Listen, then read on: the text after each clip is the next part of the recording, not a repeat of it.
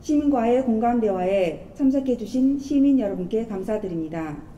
오늘 시민과의 공감 대화는 시민이 중심이 되어 사회 문제를 발굴, 소통, 공유하고 함께 해결책을 논의해보자는 취지에서 추진하게 되었으며, 지난 8월 공감 대화 주제 선정을 위해 7가지의 다양한 주제를 대상으로 인터넷 시민투표를 진행하여 그중 최다 득표한 지속 가능한 지구 환경을 위해라는 주제가 선정되어 오늘 시민과의 공감 대화를 진행하게 되었습니다.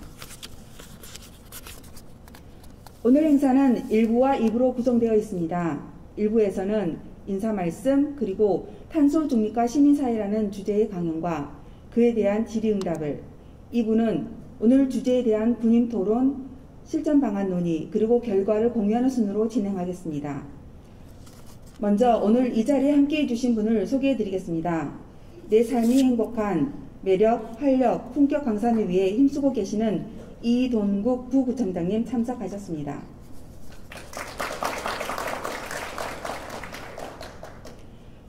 그럼 지금부터 내일을 위한 대화, 갈등 해소의 첫걸음, 시민과의 공감 대화를 시작하겠습니다.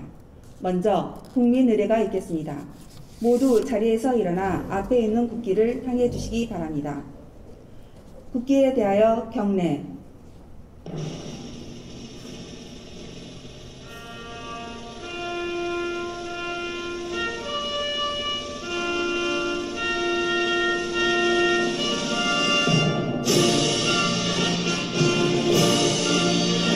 나는 자랑스러운 태극기 앞에 자유롭고 정의로운 대한민국의 무궁한 영광을 위하여 충성을 다할 것을 굳게 다짐합니다.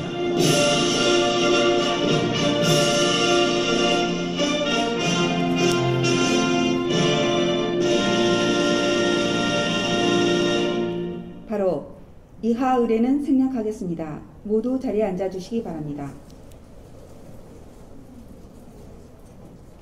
다음은 이동국 부구청장님의 인사 말씀이 있겠습니다. 큰 박수로 부탁드리겠습니다.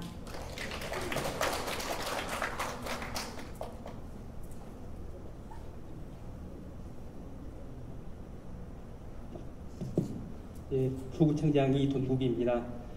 김사모 이 자리에 이제 행사의 중요성 그리고 여기에 참석하신 여러분들의 중요성을 생각하신다면 당연히 김사모 청장님께서 나오셔서 인사 말씀을 해야 될 텐데, 오늘 여기에 오시기로 돼 있었는데 갑작스럽게 세종시에서 있은 회의가 있어서 거기에 부득이 참석하게 되어서 못 오시다는 말씀을 드리고, 대신에 이제 저를 보내서 같이 경청하고 들어주라는 각별한 당부 말씀이 있었다는 말씀을 드립니다. 제가 메모해온 것을 말씀을 드리겠습니다. 오늘 지속 가능한 지구 환경을 주제로 시민과의 공감 대화를 갖게 되었습니다. 먼저 오늘 바쁜 일정에도 불구하고 공감 대화에 참석해 주신 시민 여러분께 깊은 감사를 드립니다. 우리 광산이 전국적으로 주목받는 많은 시책들을 발굴할 수 있었던 것은 오늘처럼 평소 구정에 적극 참여해서 많은 좋은 아이디어나 의견을 주시고 또 성원해 주신 시민 여러분 덕분입니다. 오늘 공감대와 참여뿐만 아니라 그간 평소에 구정에 성원과 도움을 주신 시민 여러분께 이 기회에 거듭 감사의 인사를 드립니다. 온실가스의 과도한 배출로 인한 세계적인 폭염, 대홍수, 산불 등 기후변화 위기를 모르거나 이에 경각심을 갖지 않는 분들은 아마 없을 것입니다. 또한 기후위기를 해결하기 위해 온실가스를 감축해야 한다는데 공감하지 않는 분들도 아마 없을 것입니다. 그러나 온실가스를 감축하기 위한 구체적인 실천 방안으로 들어가면 그 동의 비율은 크게 감소하게 됩니다. 우선 온실가스를 감축하기 위해서는 기업은 신재생에너지 설비 등으로 지출이 크게 늘어나게 됩니다. 시민들은 일회용품 사용 규제로 생활의 불편이 뒤따르게 됩니다. 값비싼 친환경차 구입 등에 따른 경제적 부담도 커지게 됩니다. 에너지 먹는 하마로 비유되는 건축물을 녹색 빌딩이나 녹색 주택으로 개조하거나 신축하는 것은 더 커다란 지출이 수반되기 때문에 온실가스 감축 실천을 더더욱 어렵게 만듭니다. 이렇듯 온실가스 감축은 개인의 자발적인 의지만으로는 한계가 있기 때문에 법규나 행정명령으로 강제해야 효과가 큰데 이 경우 시민과 기업의 저항이 크기 때문에 이것도 함부로 도입할 수 없습니다. 즉 우리 사회의 폭넓은 공감대가 형성되어야만 온실가스 감축 강제 조치를 도입할 수 있습니다. 그런 의미에서 오늘 탄소 중립을 위해 나아갈 방향과 시민의 역할에 대해 주제 발표를 해주실 임낙평 광주 서구 시설관리공단 이사장님과 분야별 실천 방안 도출을 위한 공감 토론을 진행해 주실 박수선 갈등 해결 및 평화센터 소장님께 큰 기대를 걸게 됩니다. 아시는 바와 같이 임낙평 의장님은 광주 환경운동연합 의장님과 광주 시민단체협의회 의장님을 역임하신 환경운동의 대부로 존경받고 있고 또한 광주시가 주도가 되어 설립한 국제기구 도시환경협약 사무국이 위치한 국제기후환경센터 대표 즉 공직도 역임한 바 있어 국내 환경행정뿐만 아니라 국제 환경행정에도 조예가 깊은 전문가이십니다. 또한 갈등연구기관인 갈등해결 및 평화센터를 운영하시는 박수선 소장님은 아파트 이웃 간 갈등 등 수많은 갈등을 직접 조정하거나 이를 해결할 입주자 대표, 마을 활동가, 관리소장 등을 교육하는 최고의 갈등 조정 전문가로서 우리 구의 갈등관리 심의위원으로도 참여하여 구정에 많은 도움을 주고 계십니다. 아무쪼록 오늘 임낙평 이사장님의 주제 발제, 박수선 소장님의 주재하는 공감 토론을 통해 온실가스 감축을 위해 시민, 행정, 기업 등 감축의 각 주체가 해야 될 바를 보다 명확히 하고 실전 의지를 보다 확고히 정립하는 계기가 되기를 기대합니다. 우리 광산구는 오늘 토론에서 논의된 내용을 토대로 탄소 중립의 모범도시가 되기 위해 녹지 공간 확충, 쓰레기 감량, 녹색 교통 및 녹색 건물 확대 등 구체적이면서 더더 강력한 제도적, 체계적 조치들을 취해 나가도록 하겠습니다.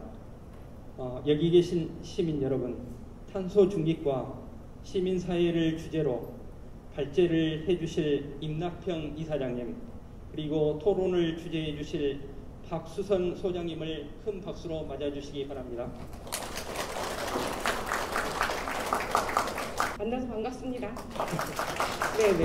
사실 오늘의 가장 큰 주인공은 어찌 보면 이 광주 시민, 특히 또 광산구청에서 활동하시거나 살고 계시는 여러분이라고 할 수 있겠는데요. 아까 취지에 대해서도, 오늘 토론의 취지에 대해서도 말씀해 주셨는데 어떤 공감대화는 어찌 보면 광산구청에서 첫 번째로, 오늘 첫 회로 진행되는 것으로서 사실 그 자리에 여러분이랑 함께 한 건 또 굉장히 큰 영광이지 않을까 이렇게 생각하는데, 앞으로도 계속 이 토론이 좀 잘 진행되려면 오늘 여러분이 아주 적극적인 참여, 이것도 굉장히 필수적일 것 같아요. 잘 참여해 주시겠죠? 네, 감사합니다. 우리 좀 소리가 작은데요? 잘 참여해 주실 거죠? 네, 감사합니다.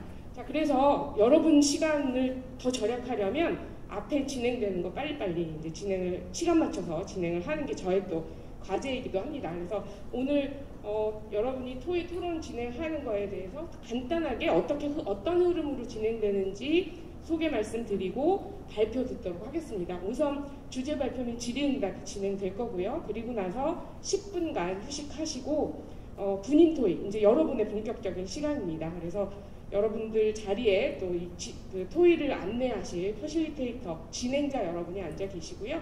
그래서 분임 토의를 하고 주제에 맞춰서 여러분 토의를 해서 사실 지속가능 지구 환경을 만드는데 시민들이 어떤 역할을 할 거냐는 굉장히 중요하잖아요. 그래서 여러분들의 실천 방안들을 논의한 것들을 또 전체적으로 나누면서 앞으로 어떻게 해야 할 것인가를 좀 결의하는 이런 시간으로 진행이 되도록 하겠습니다. 자, 제일 먼저 그래서 여러분들의 토론의 마중물이라고 할 수 있겠죠. 그래서 어떻게 보면 지속가능한 환경 이 주제에서 지금 가장 핫한 주제가 이 탄소 중립이라고 하는 걸 텐데요. 때로는 그 말을 듣기는 했으나 그게 무슨 뜻인지 또 명확하게 이해하지 못하는 경우도 있을 거고, 또 알고 있더라도 또 이 시간에 좀 더 깊게 좀 생각해보는 시간으로 여러분들이 활용하시면 좋겠고요. 자, 안내 드리겠습니다. 오늘 그 탄소 중립과 시민사회 이 발표해 주실 임낙평 전 광주환경운동 공동의장님 소개 드리도록 하겠습니다. 큰 박수로 맞이해 주십시오. 네. 감사합니다. 이렇게 만나 뵙게 돼서 진짜 반갑습니다. 굉장히 주제가 좋습니다. 지속 가능한 지구를 위하여. 지금 이 땅에 살고 있는 여러분과 같은 우리 인류는 79억 명이 똑같은 지구라고 하는 생태계 안에 살고 있습니다. 우리가 지속 가능한 지구로 가야 하는 뜻은 여러분이 살고 있고 우리가 살고 있는 이 지구가 지금 지속 가능하지 못하다 하는 그런 뜻이 내포가 되어 있는 것입니다.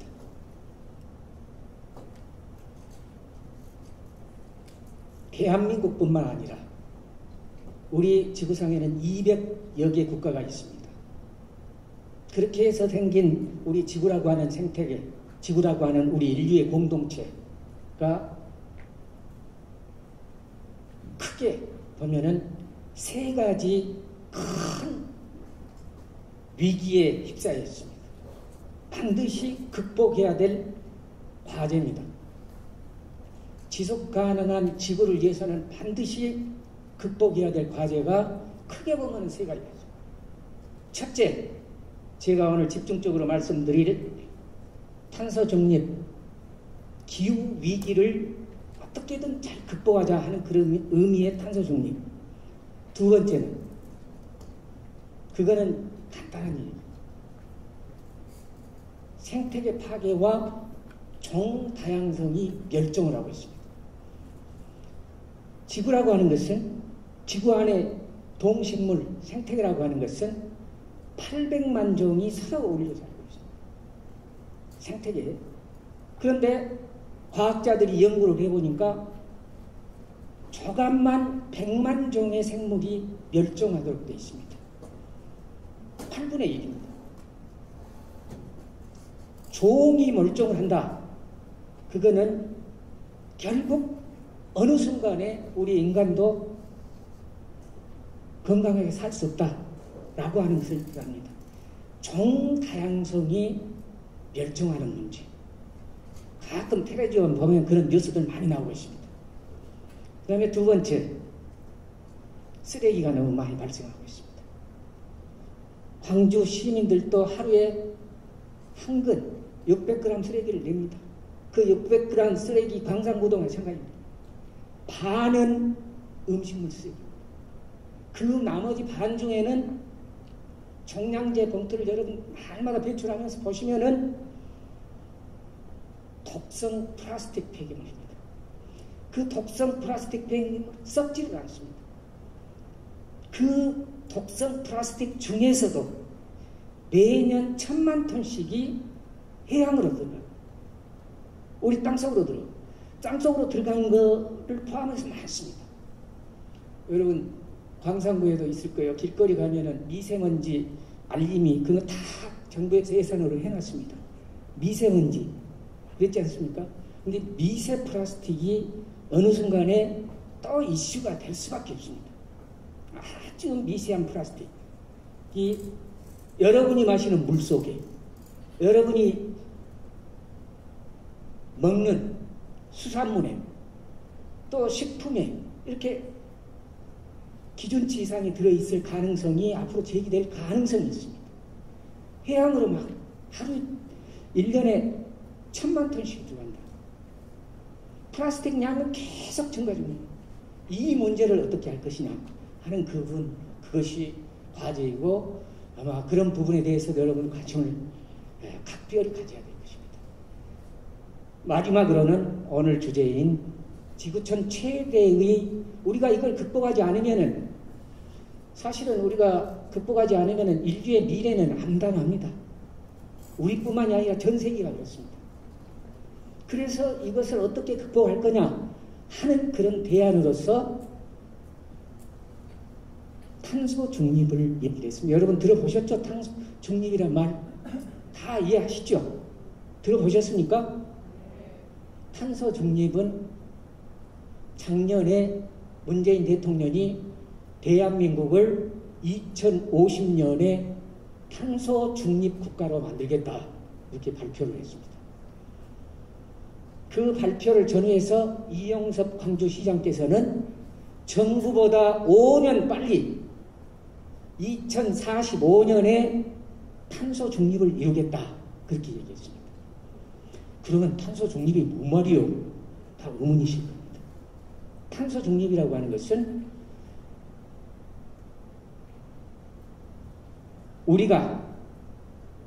우리가 생활하면서 각종 생활하면서 내뿜는 화석 에너지를 이렇게 사용할 때 나오는 CO2 이산화탄소의 배출을 광주시는 2045년까지 거의 배출하지 않겠다.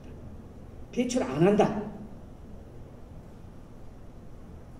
정부는 2050년까지 탄소 배출을 하지 않겠다는 것을 합니다. 그것이 그렇게 해야만이 지금 인류가 이 시간 현재 고통을 받고 있는 기후 위기로부터 해방이 돼서 건강한 삶을 누릴 수가 있다. 이렇게 된 겁니다. 그것이 탄소 중립입니다. 탄소 중립은 우리나라뿐만이 아니라 유엔이랄지 국제적인 대부분의 나라들이 그 목표로 가자 이렇게 약속을 했습니다. 2050년이다 그러면은 30년 남았습니다. 어떻게 보면 목표는 정해졌습니다. 우리가 가야 할 목표는 딱 정해졌어요. 어떻게 보면 인류가 나아가고자 하는 목표가 정해졌습니다. 한국도 탄소 중립하겠다 그랬고 일본도 하겠다 그랬고 중국은 2060년에 하겠다 그랬습니다. 시진핑. 중국의 국가 주석인 시진핑은 2060년에 하겠다. 유럽의 많은 나라들, 유럽연합을 비롯한 많은 나라들은 2050년까지 반드시 탄소 중립을 이루겠다. 미국도 마찬가지고 카나다. 그러면 탄소 중립이라고 하는 것이 인류가 지금 현재 가고자 하는 목표 세워놨습니다. 여러분들이나 저나 우리 일상생활 속에서는 쉼없이 탄소를 배출합니다. 아침에 딱 일어나서 여러분 불 딱 켜면 그 불 켜는 전기가 석탄 아니면 원자력에서 만들어진 전기입니다. 석탄 발전소 탄소가 나옵니다. 원자력 발전소에는 방사능 물질입니다. 여러분 밥하기에서 탁코도 뽑으면 그 전기가 가스 밥 하려고 이렇게 국 끓이려고 하면은 가스 석탄 석유 가스 출근하는데 버스 탑니다. 자가용으로 출근합니다. 그러잖아요. 엘리베이터 타고 내려. 엘리베이터는 전력 많이 먹습니다. 시장에 갑니다. 우리의 일상생활이 어떻게 보면 지금 현재 여러분들이나 저나 한국 사람이나 일본 사람이나 모두가 탄소를 의식을 하든 안 하든 그런 배출할 수밖에 없는 구조 속에서 발전소는 왜 가동합니까? 석탄 화력이 제일 많습니다. 이렇게 전기를 공급하는데 석탄 화력이 50% 가까이 됩니다. 가스가 한 20% 됩니다. 우리나라 전력을 이렇게 많이 쓰지 않습니까? 이런 구조를, 이런 우리의 일상생활의 구조를 이제 2030년이다 그러면 어떻게 바뀌냐? 그걸 안 하겠다는 거예요. 안 하겠다 그러면은 요 전기는 석탄 돌려서 발전해가지고 하는 전기를 이제 쓰면 안 됩니다. 탄소 중립을 이루려면 석탄 쓰면 안 돼요. 여러분, 이 자리에 오기 위해서 자동차를 타고 오시고 버스를 타고 오시면 그 버스나 자동차는 97%가 기름때입니다. 석유때입니다. 여러분, 수소차 전기차는요 아직 전 세계적으로도 3%밖에 안 됩니다. 3%밖에. 지금 우리가 쓰는 이 전력도 태양광이나 이런 걸로 쓰는 것은 5%밖에 안 됩니다. 아주 낮습니다. 이 구조를 광주 같으면 2045년에 싹 바꾸겠다는 거예요. 이게 탄소중립. 여러분, 기아 자동차, 하남 3단 이런 데에는 굉장히 에너지를 많이 씁니다. 왜냐? 공장을 가동을 해야 되니까. 근데 그 가동하는 전력이 어떤 전력이냐?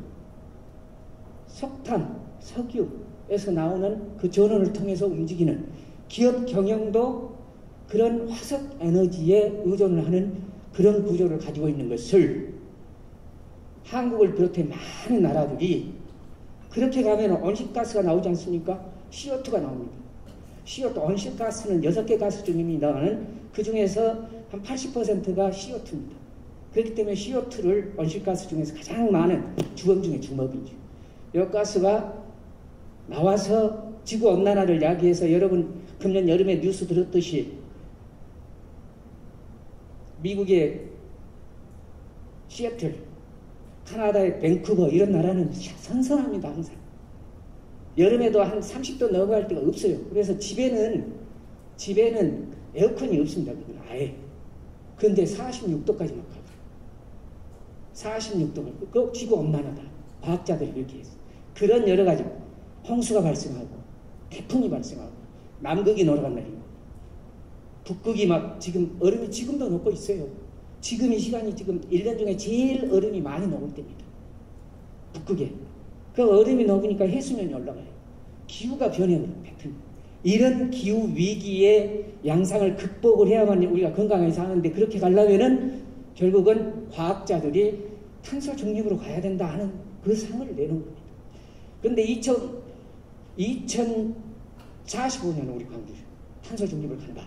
그러면 30년 후에 어느 날 갑자기 바뀝니까? 지금부터 노력해서 서서히 바꿔지는 거예요. 그래서 국제연합에서는 향후 10년 후에 한 50%를 바꿔라. 탄소를 감축을 해라. 이렇게 권고를 하고 있어요. 그래서 정부에서 지금 헐머리를 앓고 있습니다. 내일 모레 유엔에 제출을 해야 돼요. 우리가 국제적으로 우리는 이렇게 할라요 하는 그런 국가 보고서를 제출해야 되는데 한국 정부는 아직 2030년의 목표는 아직은 못 정하고 있습니다. 워낙 버겁기 때문에. 그래 다른 나라, 유럽연합은 다 제출하고 있습니다. 일본도 제출을 했습니다. 그러나 제출을 할 때 얼마로 제출할지에 대해서는 이제 며칠 뒤에 예정입니다. 아무튼 정부나 광주시나 기후위기를 이기기 위해서 국제사회가 가지고 있는 2050년, 2045년의 목표는 딱 정해놨습니다. 정해놨는데 중간 목표, 그 중간 목표가 있다면 내년 목표, 이런 목표에 대해서는 아직 확고한 정책을 현재까지 가지고 있지 않는데 아마 연말까지 정부가 안을 내놓는다고 했습니다. 지켜봐야 될 일입니다만은 그만큼 탄소 중립으로 가는 길은 결코 쉽지가 않습니다. 유럽 같은데 그랬습니다. 탄소 중립으로 가자. 그걸 다 합의했습니다. 모든 국가가 박수쳐서 합의했어요. 그러나 그 과업은 유럽 사람을 달나라에 보내는 만큼 그렇게 쉽지 않은 일이다. 이렇게 유럽연합 집행위원장이 말했어요. 그러니까 큰 마음 먹고 가야 된다 라고 하는 뜻이 되는 것입니다. 광주시가 정부나 다른 나라보다 더 먼저 5년 먼저 탄소 중립을 이루겠다. 1년 됐습니다. 작년에 선언을 했거든요. 1년이 됐는데 여러분 탄소가 줄어드는 이 소리를 우리가 느껴야 됩니다. 만약에 정책이 간다 그러면 탄소 중립으로 가는 그런 소리를 들어야 됩니다. 근데 아직 탄소가 줄어들고 있다 하는 그런 어떤 징조나 하는 그런 조짐이나 이런 부분에 대해서는 우리 시민들이나 국민들이 느끼지를 못하고 있습니다. 그래서 이제 탄소 중립을 위해서는 제가 원고에다 그렇게 썼습니다만 한 5가지 부분을 집중적으로 말씀드립니다. 첫째는 우리가 가야 할 목표는 딱 정해졌어요. 목표는 어떻습니까? 2045년에 탄소 중립입니다. 2045년에 중립이 정해졌는데 이 정해진 중립에 맞는 국가, 광주시, 또 시민들 확고한 다짐이 필요합니다. 그 다음에 중간 목표가 있어야 돼요. 2045년이다 그러면 2030년 목표가 있어요. 2030년까지 목표 안에는 2025년의 목표가 있어야 돼요. 이런 목표를 광주시가 가지고 있어요. 그래서 매년 탄소 중립은요, 탄소 감축입니다. 탄소를 줄이는 거예요. 줄였는지 안 줄였는지를 봐야 됩니다. 근데 어떻습니까? 줄어들고 있습니까? 여러분 잘 느끼지를 못하지요. 광주를 비롯해서 대한민국 모든 도시가 그렇습니다. 자동차 등가합니다. 작년에요, 대한민국의 자동차가 2,400만 대 정도 됩니다. 광주가 한 70만 대 됩니다. 근데 광주의 자동차가요, 승용차 위주입니다. 근데 15,000대가 늘었어요. 15,000대가 늘었다 그 말은 교통, 수송 이 분야에서 탄소가 계속 배출됐다는 겁니다. 여러분 시내 딱 걸어보면은 여기저기 건설을 많이 하고 있습니다.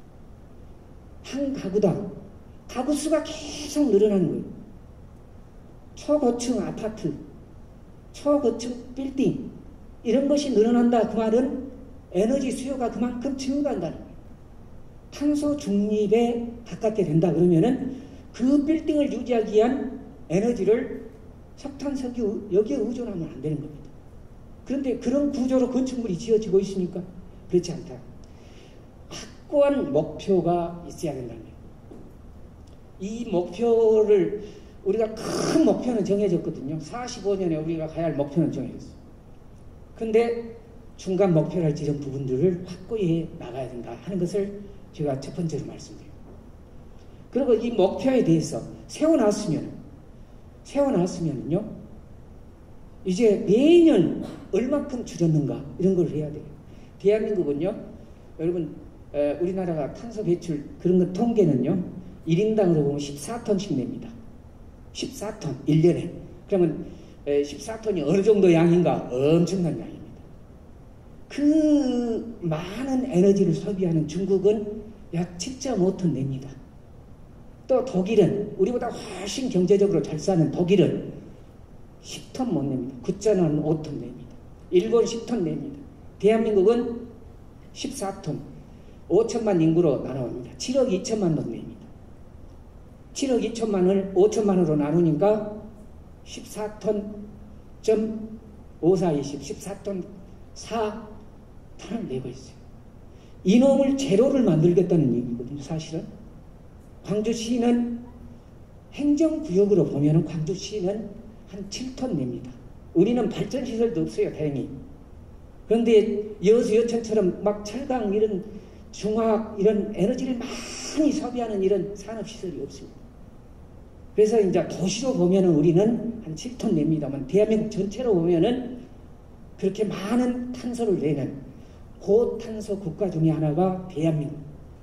정부가 이거를 30년 후에 거의 제로로 만든다는 거예요. 여러분 14톤 내다가 제로로 내야 되는 겁니다. 이런 중간 목표를 이제 세워야 되는 거예요. 그러려면은 두 번째로 필요한 부분이 이제 에너지를 바꿔야 되는 거예요. 에너지를 바꿔야 된다. 그 말을 에너지 전환 그랬습니다. 에너지 전환. 그러면 기존에 우리가 여러분이 의식하든 안 하든 우리는 화석 에너지에 의존합니다. 화석 에너지다 그러면 석탄, 석유, 가스, 또 영광에 있는 원자력까지 포함을 해서 여기에 의존하고 있어요.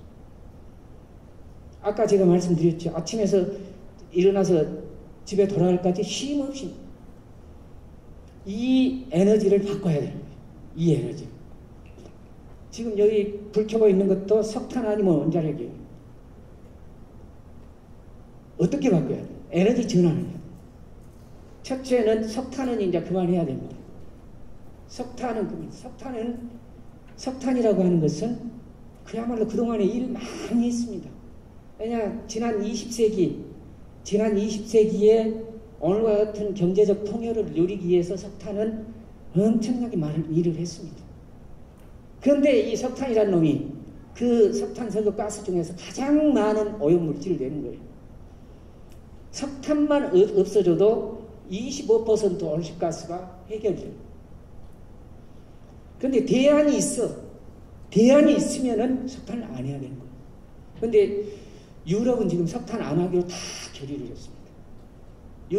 유럽연합, 영국, 프랑스, 이태리 이런 나라들은 우리 이제 석탄 그만한다 이렇게 선언을 했습니다. 선언을 했어요. 석탄 그만한다. 탈석탄. 언제까지? 2030년 전후에서 석탄은 이제 제로로 한다. 근데 우리나라는 전력 중에서 석탄은 40%. 많이 석탄 안 해야 돼. 석탄 안 해. 근데 우리는 석탄 수출까지 하고 있어. 우리하고 저 중국이 베트남하고 인도네시아에 석탄 수출을 하고 있어. 그러니까 국제적으로 우리 요금 막 먹습니다. 막. 어떻게? 석탄 오염물질 수출이나 마찬가지고. 석탄 수출을. 그래갖고 돈을 벌어. 다행히 지난 5월달에 문재인 대통령이 이제 석탄 우리나라 수출 그만하란다. 석탄 수출한다는 것은 석탄 발전을 수출하는 거예요. 우리는 석탄이 조금 매장이 돼 있습니다만은 거의 사다 쓰고 있어요. 우리나라는 에너지원이, 화석 에너지원이 매장이 안 돼 있기 때문에 98%를 다 해외에 의존하고 있어요. 강원도에 있고, 우리 화순에도 탄광이 있고, 이거는 아주 작은 양이에요. 그 다음에 에너지 전환을 해야 돼요. 에너지 전환을 어떤 방향으로? 석탄, 석유, 가스를 안 하는 대신 뭘 해야 됩니까? 태양광, 풍력, 해양 에너지, 바이오가스, 이거를 재생 가능 에너지, 재생 에너지 이렇게 표현해요. 이렇게 막 전환을 해요. 지금 여러분 왔다 갔다 하다 보면은 태양광 이렇게 막 보이죠? 그렇게 도입되어 있는 태양광은 에너지 전환 시대, 우리가 탄소 중립으로 가기 위해서는 시작에 불과합니다. 농촌 지역도 가보면 여기저기 태양광 돼 있죠? 이런 정도가 이렇게 해서 도입된 전체 전력 에너지 중에서 5, 6%밖에 안 돼. 이거를 거의 80에서 100%를 만든다는 거예요. 해양에 가면은 프로펠러 이렇게 블레이드 돌아가는 이 풍력 발전 그러잖아요. 근데 지난 10년 동안 세계적으로는 엄청나게 많은 태양광 풍력 에너지가 도입이 됐습니다. 석탄 안 하고 원자력 안 하고 원자력. 그러면 석탄 안 하고 원자력 안 한 사이에 태양 에너지가 그만큼 또 도입하면서 일자리도 많이 늘어났습니다. 일자리도 늘어난 거예요. 아니, 태양광 그럼 그 제품들 다 만드는 것이 일자리거든요. 에너지 전환 과정에서 지금 현재 전 세계적으로 1200만 명이 일을 하고 있어요. 그런데 역대 대한민국 정부가 서울이 한 통에 우리는 한 5만 명밖에 일자리가 안 돼요. 일본은 30만 개, 중국은 230만 개 일자리가 태양광, 풍력 이런 데서 나오는데 우리는 3만 개, 5만 개밖에 안 돼요. 심지어 인도네시아, 말레이시아 이런 데도 10만 개 일자리가 있어요. 그러니까 역대 정부가 신재생 에너지 전환에 소홀히 했다는 거예요. 그러니까 우리가 갈 길이 유럽보다 더 엄청난 노력을 해야 된다는 거예요. 역대 정부가 석탄하고 원자력에 의존하느라고 지금까지 안 했어. 그럼 탄소 중립을 하려고 그러니까 버거운 짐이 되어 있는 것이 대한민국이야. 고탄소 국가 중에 석탄하고 에너지 전환 가능하냐? 여러분, 그래도 내 친구들 중에 보면 다 지식인들인데, 아니, 그게 가능하겠냐? 가능합니다. 유럽에 있는 많은 연구소, 박사, 에너지 관련 학자, 이런 사람들이 100% 재생에너지로 가는 것은 가능하다. 100% 재생에너지를 리뉴러블 에너지 그래갖고 RE 그럽니다. 가끔 신문에는 RE100 이렇게 나올 거예요. 100% 재생에너지를 이렇게 표현해요. 그러니까 탄소 중립은 100% 재생에너지로 간다는 거예요. 에너지를. 가능하다 이렇게 얘기하고요.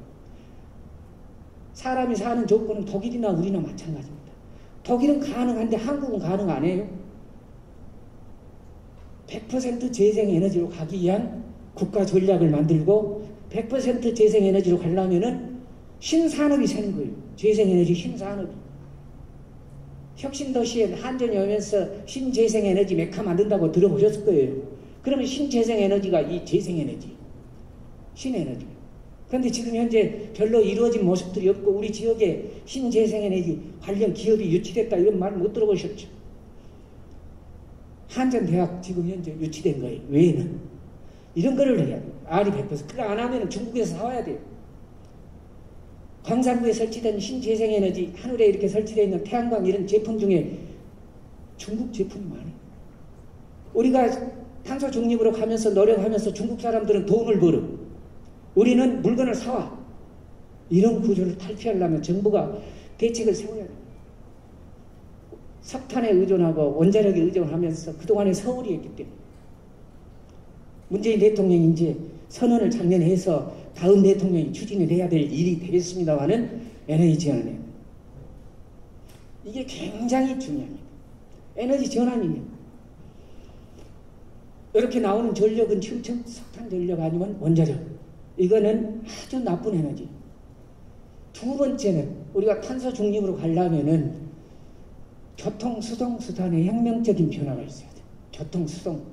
여러분 자동차 아까 말했지만 70만 대. 우리나라는 지금 5천만 인구 중에 2,400만 대 자동차가 있는데 계속 증가 중이에요. 그러면 자동차를 지금 현재 선언하는데 자동차는 주력이 지금 다 석유대입니다. 석유. 버스 몇 대, 수소차 있고 전기차 몇 대 있고 수소차 충전소가 광산구에 2군데 있잖아요. 저 산단하고요. 광산구에 저기 낮에 나가는 길목에 충전소, 수소, 전기 충전소는 이제 여기저기 많이 보입니다만은 아직 자동차는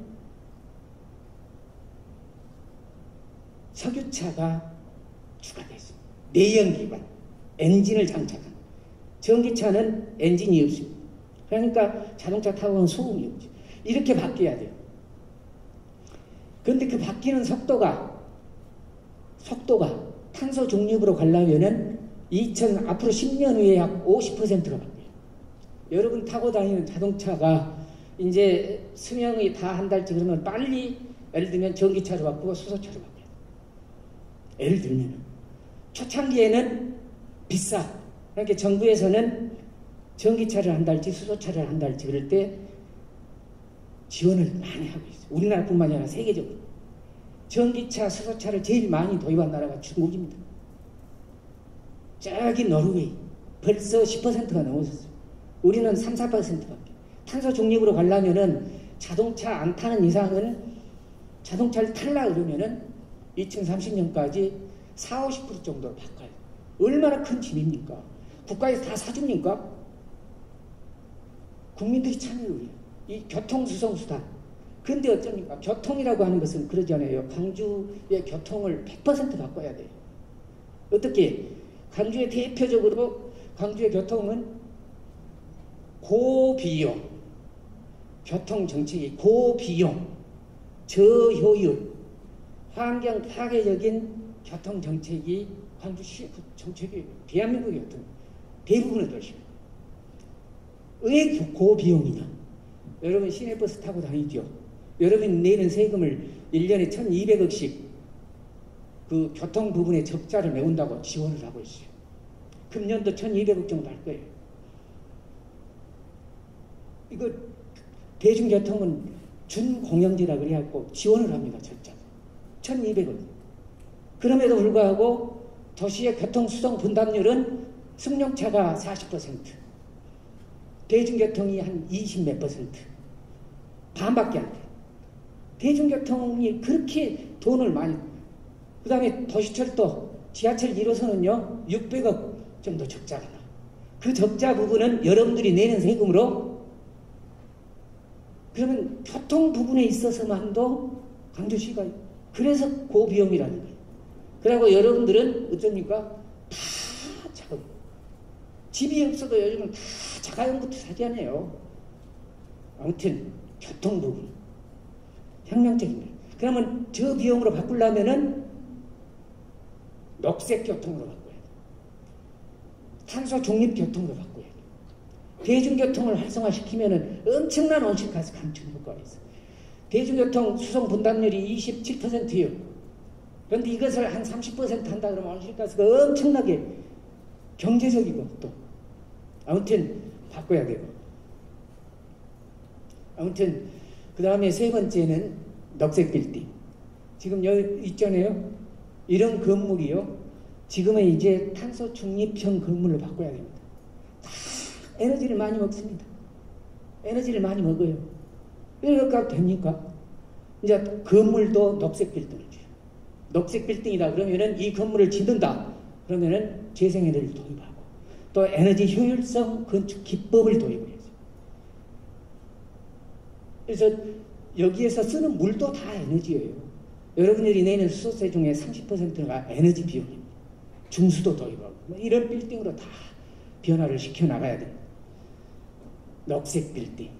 그 다음에 기업 경영도 역시 마찬가지로 기업의 경영, 신세계 백화점이나 롯데백화점과 같은 그런 소매업뿐만 아니라 제조할 것 없이 자기 기업 경영을 이제 계속 이런 화석 에너지에 의존을 해서 하거나 이런 변화가 있을 때 탄소 중립을 이룰 수가 있는 것입니다. 그런데 중요한 부분은 정부가 알아서 다 결국은 탄소 중립을 이루기 위해서는 위아래 계신 시민 여러분들의 마음이 중요해요. 내가 먼저 실천을 하면서 해야 돼요. 가능한 부분 내가 실천을 해야 됩니다. 5번 승용차 탈 거 한 번 줄이고 대중교통 이용하는 것도 하나의 실천이에요. 시장 갈 때는 가급적이면 세워두고 가는 것도 마찬가지고, 쓰레기도 다 에너지입니다. 사실 감량하고 쓰레기 양이 많이 발생한다고 그랬지 않아요? 코로나 와가지고요 쓰레기가 엄청나게 증가하고 있어요. 코로나 와가지고 아파트 앞에 보십시오. 쓰레기가 막 넘쳐납니다. 그 쓰레기 중에 종량제 봉투 안에 들여다보면은 독성, 옛날에 70년대는 연탄재 들어있어요. 연탄재는 썩습니다. 근데 지금은 비닐로 채워져 있어요. 비닐은 300년, 400년 돼도 안 썩습니다. 안 썩고 가만히 있으면 좋은데 유해물질이에요. 그것이 미세 플라스틱 물질. 그래갖고 그건 이제 우리가 마시면은 기형아를 낳는달지, 질병을 야기한달지 이렇게 되거든요. 아무튼 이런 것을 스스로 우리 시민들이 느끼고 생활 속에서 실천을 하면서 또 지구환경 보존을 위한 이런 어떤 의제 이런 거에 대해서 여론을 형성하고, 그래서 정부가 그런 정책을 펼치도록, 안 할 때는 하도록 이렇게 촉구를 하고 해나가야 탄소 중립을 이루는데 우리가 큰 보탬이 되고, 그래서 시민사회가 우리 시민들의 역할이 그만큼 크다 하는 그런 말씀을 끝으로 제 얘기를 마치겠습니다. 감사합니다. 네, 고맙습니다. 네. 사실 뭐 전체적으로 저희가 또 코로나19 상황이기도 해서 오랫동안 여기 머물지 않으려고 시간을 좀 짧게 잡아서 굉장히 많은 말씀 하시고 싶으셨을 텐데 이제 그걸 좀 생각해서 말씀하시느라고 시간이 있으니까 정말 도와주셔서 열심히 해주셨어요. 감사하다는 인사 한 번 더 드리고요. 네. 아마 질문해 주시면 간단하게 답변하는 시간 먼저 갖도록 하겠습니다. 네, 혹시 어느 그래요. 쪽에서 혹시 나는 그렇게 생각 안 한디 이상한 말씀하신다 이런 주장도 있을 수 있고요. 네. 그러지 않겠습니까? 네. 그 얘기는 아마 토의하시면서 조금 더 본인 의견을 얘기하실 수 있을 테고요. 좀 궁금한 거, 이건 조금 이해가 좀 안 되니까 조금 더 설명이 필요하다라든지 그런 질문해 주시면 좋겠습니다. 우선은 네, 질문 있으실까요? 보통 말씀하시기 태양광과 풍력을 말씀해 주셨는데요. 이 대체 에너지로서 좋긴 한데 차후에 태양광 패널이라든가 컨버터, 풍력의 구조물 노후화됐을 경우 이게 폐기가 되면 또 하나의 지구의 어떤 오염의 원인이 되지 않습니까? 이런 거에 대한 어떤 대책은 좀씩 사회적으로 어떤 생각하고 있는 게 있을까요? 다시 또 다른 질문 하나 더. 네. 연결해서 답변하시는 게 더 편하실 것 같으니까 질문 있으시면 한 분 정도 더 해주시면 좋겠고요. 자, 우선 그럼 답변하시면서 또 질문할 거 생각해주시겠습니다. 지금 현재 전 세계적으로 놀랄 만큼 큰 발전 역량을 가지기 시작한 것이 태양광이고 풍력입니다. 태양광이라 그러면 우리가 본 것처럼 그것보다 패널이라고 하는데 패널 있죠. 풍력이라 그러면 날개 있죠. 이런 부분이 이제 전 세계적으로 만약에 수명을 다한다. 그럼 수명은 25년쯤 됩니다. 그러면 어떻게 할 것이냐. 그 폐기물 양도 굉장히 많습니다. 근데 우리나라는 아직 그렇게 대두하지 않았지만 우리보다 더 먼저 엄청나게 그런 신재생을 도입했던 독일이나 이런 데는 상당한 부분 재활용을 하고 또 재활용이 불가능한 부분은 폐기한다는 그런 기술이 지금 개발이 되어 있습니다. 예를 들면요. 지금의 전자제품 있죠.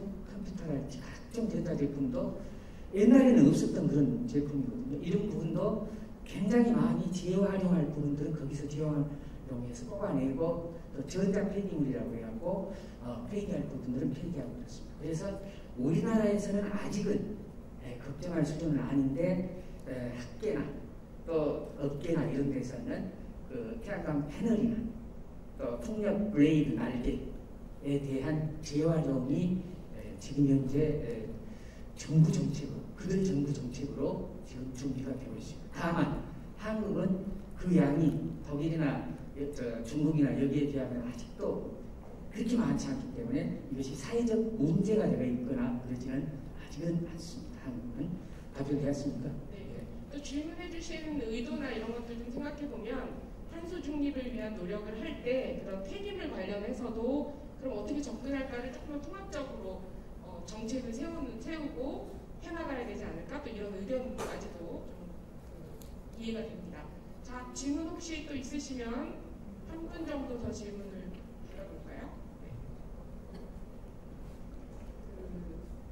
아마 다들 시간이 지금 쉬는 시간인데 이러면서 이제 그러실 텐데 제가 하나 질문 그러면 드려볼게요. 저도 그 발표 들으면서 이게 사실은 지금은 목표만 있는 거니까 어떻게 보면 첫 번째로 강조해 주신 게 목표 중요한데 그건 이미 정해져 있고 세부적인 목표 그리고 실행하는 계획 점검하는 거 이런 것들이 이루어져야 된다 이런 말씀을 해주셨는데 특히 광주에서 2045년이잖아요. 그렇습니다. 오늘도 탄소 중립을 얘기하고 있으니까 그러려면 가장 좀 말하자면 광주시나 우리 시민들이 어떤 거에 조금 더 생각해야 될지.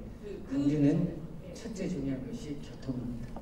지금 온실가스 CO2 배출을 가장 많이 하는 것이 자동차입니다. 광주시가 약 930만 톤, 50만 톤 연간 배출을 하거든요. 그 중에 40%가 교통수송. 우리는 만약에 여기에 석탄발전소가 여수처럼 있다. 여수처럼 중화학산업단지가 있다. 그러면 거기가 엄청나게 냅니다. 그러나 광주는 산간에 있는 기업들도 에너지를 많이 몽땅 넣는 제철이나 시멘트나 철강이나 혹은 중화학이나 이런 산업은 아니거든요. 근데 교통수송 부분에서 제일 많이 배출해요. 그러니까 900몇만 톤 중에서 400몇만 톤이거든요. 그러니까 우리가 탄소 중립을 가려면 수학적으로는요. 1년에 60만 톤에서 약 70만 톤 정도를 감축을 해야 돼요. 그러니까 감축했다 그러고 광주시가 발전을 해야 돼요. 작년에 선언을 했기 때문에 감축을 했다 이렇게 발표를 연말에 하도록 우리가 뭐 감축을 안 했으면 솔직히 선언을 했지만 도저히 안 됐다 이런 통계 수치를 광주시 요구를 해야 됩니다. 물론 연말 되면은 아마 발표를 할지 모르겠습니다. 만약에 감축을 안 한다 그럼 목표는 정해졌기 때문에 매년 감축 분량이 더 많아져요. 그러니까 이해하시겠습니까? 특히나 광주에서는 교통 부분에 좀 더 필요한 목표도 설정하고 그리고 이행 점검을 할 수 있도록 시민들이 눈을 부릅뜨고 요구하고 제기하고 감시하고 그렇습니다. 이런 것들을 해야 되겠다. 그 다음에 이제 한 말씀 드리면 학교에 교장 선생님들이 여러분들 자녀들 자전거 타고 왔다 갔다 자전거가 녹색 교통수단이거든요. 대중교통하고 자전거로 출퇴근하는 사람이 암스테르담에 하면 출퇴근하고 통화하는 사람들이 인구가 약 40% 됩니다. 우리는 자전거 교통수송 분담률이 2%도 안 돼요. 광산구청의 공무원 중에서 자전거 출퇴근하는 분들이 100명이라고 하면 2명도 안 된다는 얘기입니다. 탄소 중립 시대에는 녹색교통은 대중교통, 지하철이나 시내버스 플러스 알파 자전거 비율 이걸 녹색교통이라고 하는데 여러 부분이 획기적으로 나요. 특히 광산구는 첨단이나 이런 신도시가 많거든요. 그래서 자전거를 안전하게 탈 수 있게끔 해줘야 돼요. 광주시에서 도로 내고 이런 데는 천문학적인 예산을 투자하잖아요. 네. 네, 고맙습니다. 질의응답까지 마치겠고요. 자, 큰 박수로 우리 논쟁하자는 게 목적이 아닙니다. 지속가능한 지구환경, 특히 오늘 탄소 중립과 관련해서 여러분들이 실천 방안에 대해서도 의견들을 나누게 될 텐데 서로 어떤 의견이 있는지를 나누고 상호작용하는 것, 그래서 나의 이해를 좀 더 깊이 하는 것이 목적이라고 생각해 주시면 좋겠고요. 그리고 또 지금 당장 여러분이 실현 가능한 목표를 세우는 것은 아니지만 시민으로서 어떤 실천들을 할 수 있는지에 대한 아이디어를 모으는 자리라고 생각하고 다른 의견에 대해서도 좀 존중하는 이런 방식으로 진행을 해보도록 하겠습니다. 그래서 어떤 의견이든 오를 수 있다는 걸 생각하고 우리가 좀 더 귀 기울여 경청하자는 말씀드리고요. 그 다음에 또 마찬가지죠. 우리가 좀 다른 의견이 있을 수 있어요. 아까 발표하신 분, 또 질문하신 분의 의견도 좀 더 보완하는 의견 이런 말씀해 주실 수 있는데 그렇게 서로 다를 수 있다는 걸 생각하고 존중하고 또 경청할 수 있도록 나와 다른 의견도 경청할 수 있도록 해주세요. 네, 이런 말씀드리고요. 여러분이 지금 이제 인사는 하셨겠습니다만 테이블마다 내가 너무 잘 넘어가요. 테이블마다 토의를 안내하고 진행해 주시는 퍼실리테이터 여러분들이 계세요. 이분들은 본인의 의견을 얘기하는 게 아니고 여러분 토의가 좀 원활하게 되도록 안내하는 역할을 한다는 말씀 다시 한번 드리도록 하겠습니다. 잘 듣고 하겠습니다.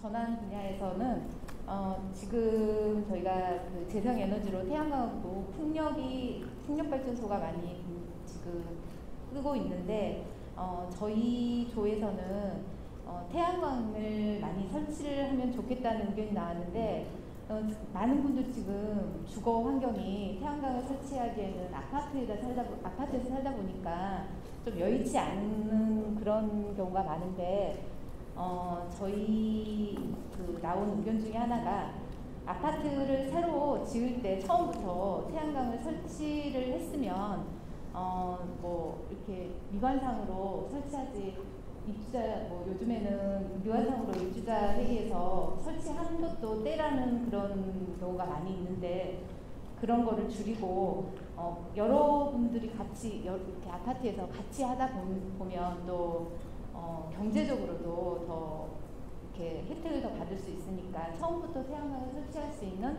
그런 여건을 정책적으로 좀 마련을 해줬으면 어떠냐라는 의견이 있었고요. 녹색교통 탄소 분야에서는 자전거로 이용해서 출퇴근을 하고 싶으나 도로가 부족하여가지고 이용하기 힘들다는 의견이 있었어요. 그래서 이제 좀 더 안전하게 자전거를 탈 수 있고 또 도보하시는 분하고 많이 동선이 겹치다 보니까 도보하는 분들도 불편하고 자전거 타는 것도 불편하고 이러니까 분리해서 자전거 도로를 전용 도로를 마련해 주시면 어떨까 하는 의견도 있었고요. 또 어떤 분은 지금 저희 의견 중에 하나가 이제 차를 이번에 지금 타고 다니는 차를 파시면 다시는 이제 차를 사지 않고 그냥 걸어 다니시겠다 하시는 분도 의견이 있었습니다. 또 수소차를 타보니 좋으신데 아직은 수소차를 타기에 약간 불편한 여건들이 있다라는 말씀도 하셨고요. 플라스틱 재활용 높이는 분야에서는 플라스틱 용기를 줄이자는 목적이라는 의견이 다수였는데 그 중에 실천 방안으로는 다회용기를 사용하니 씻기가 편해서 좋다라는 의견이 있었습니다. 또 시 차원에서 이렇게 테이크아웃 하는 게 배달로 시키는 것보다는 직접 가서 저희가 용기를 가지고 가서 그 용기에 음식물을 담아오면 그 가게에도 어떤 혜택이 있고 또 가지고 가시는 분들도 혜택이 있는 그런 게 정책적으로 좀 마련했으면 좋겠다라는 의견이 있었고요. 또 한 번 쓰고 버리기에 아까운 용기들이 많이 있으니까 그걸 다시 가게에다가 다시 보내자라는 의견도 있었습니다. 그리고 저희가 그 내용에서는 우리 함께하는 좋은 실천 아이디어 2가지가 있어요.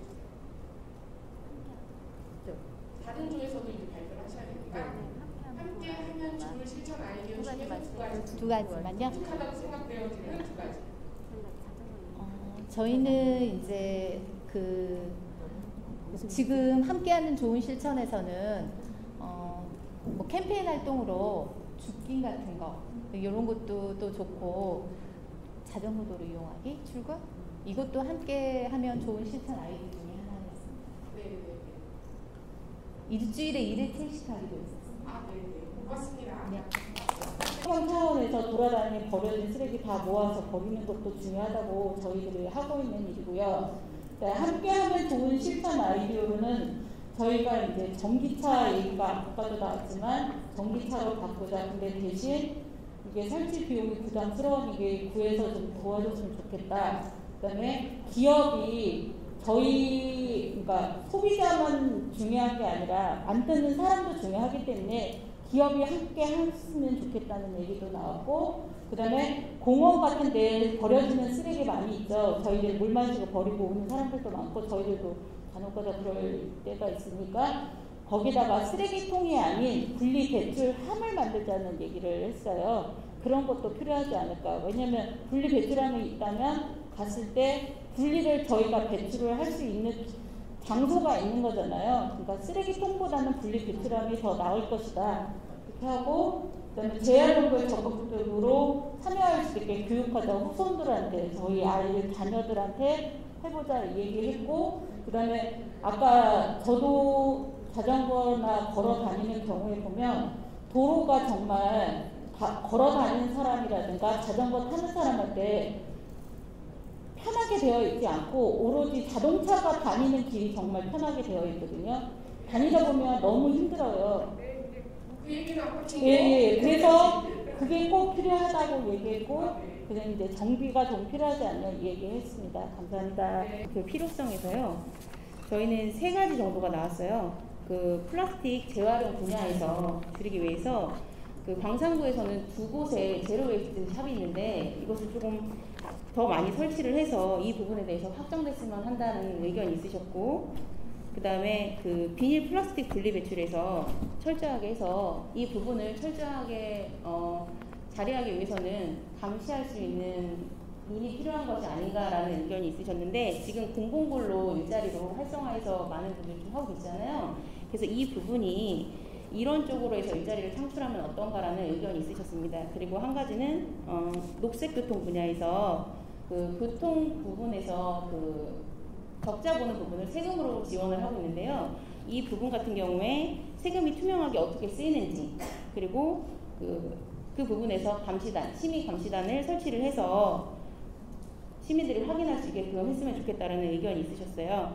그래서 대중교통을 시민들이 좀 많이 쓰면, 많이 교통을 이용했을 때 포인트제를 좀 적용해서 그런 좀 플러스 알파적인 거를 주면 조금 체계화되지 않겠느냐라는 의견이었습니다. 그리고 이런 운동을 하고 있는 만큼 이제 집에서나 생활을 할 때 그런 의식을 항상 많이 가지고 생활을 하신다고 하셨습니다.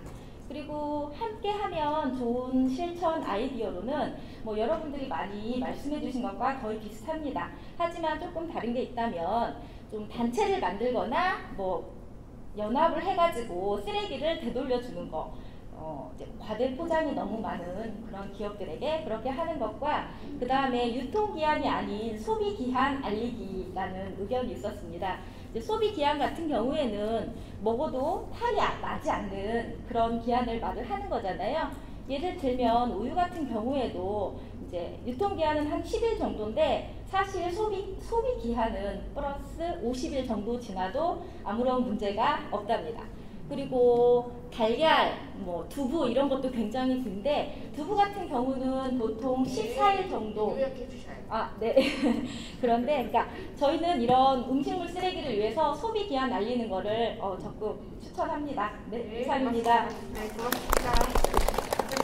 저희는 그 기업의 참여를 100% 이끌어냈으면 좋겠다.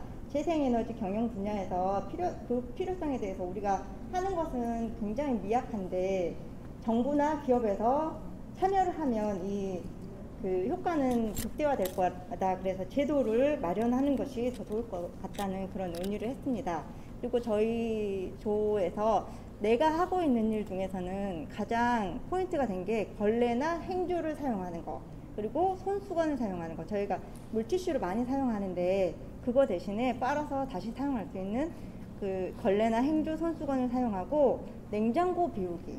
아까도 말씀하셨는데 먹을 만큼만 딱 하는데 저희 냉동실이나 냉장고에 있는 음식들을 먹고 그 다음에 이제 대형 마트를 사용하지 않고 집 앞에 있는 마트를 사용해서 필요한 거는 그때그때 사다가 사용하는 걸로 하고요. 시민이 함께하면 좋은 실천 아이디어는 아까 태양광도 되게 많이 말씀하시고 대중교통도 많이 말씀하셨는데 캠페인도 말씀하셨고 저희는 그 학교에서도 하고 있지만 잔반 없는 날이라든지 없는 날을 지정을 해서 정부나 이런 그 관공서에서 혹은 아파트 내에서라도 이런 없는 날을 지정을 해서 그날만이라도 자동차나 엘리베이터 쉬는 날 이런 것들을 실천하면 좋을 것 같다는 의견들이 나왔습니다.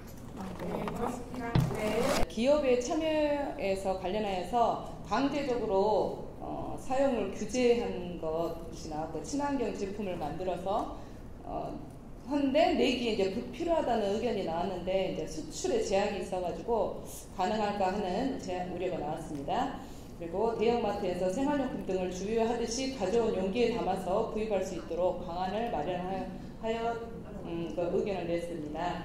그리고 이제 내가 하고 있는 일 중에 일회용품 쓰지 않기, 에너지 전환, 천연 세제 사용하기, 대중교통 이용하기, 분리배출 이런 것들이 나왔고요. 함께 하면 좋은 실천 사항에서는 외출 시 코드 뽑기, 절전 전략, 효율성을 이용하자. 그리고 공유 자전거 이용하고 생활 속 다이어품 직접 만들고 아나바다를 했으면 좋겠다. 그다음에 공유컵을 있었으면 좋겠다는 의견이 나왔습니다. 끝.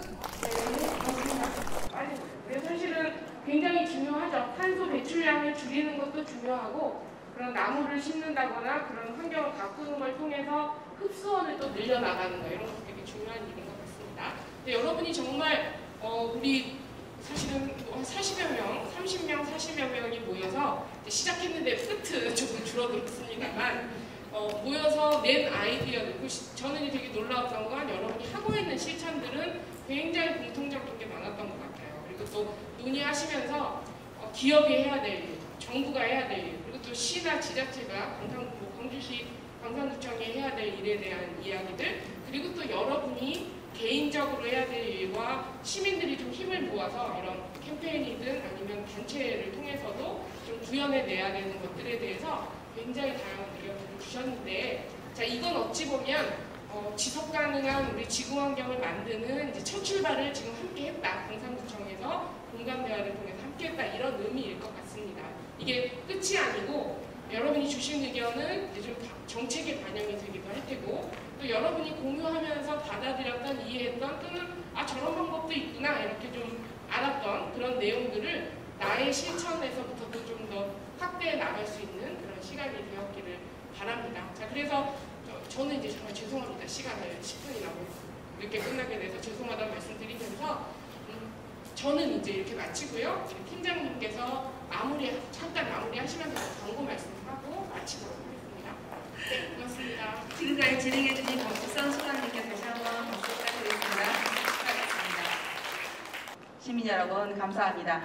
그리고 오늘 아이디어 제시해 주신 것은 저희가 자치구에서 반영될 수 있는 부분은 적극 반영될 수 있도록 노력하겠습니다. 장시간 동안 수고하셨습니다. 고맙습니다.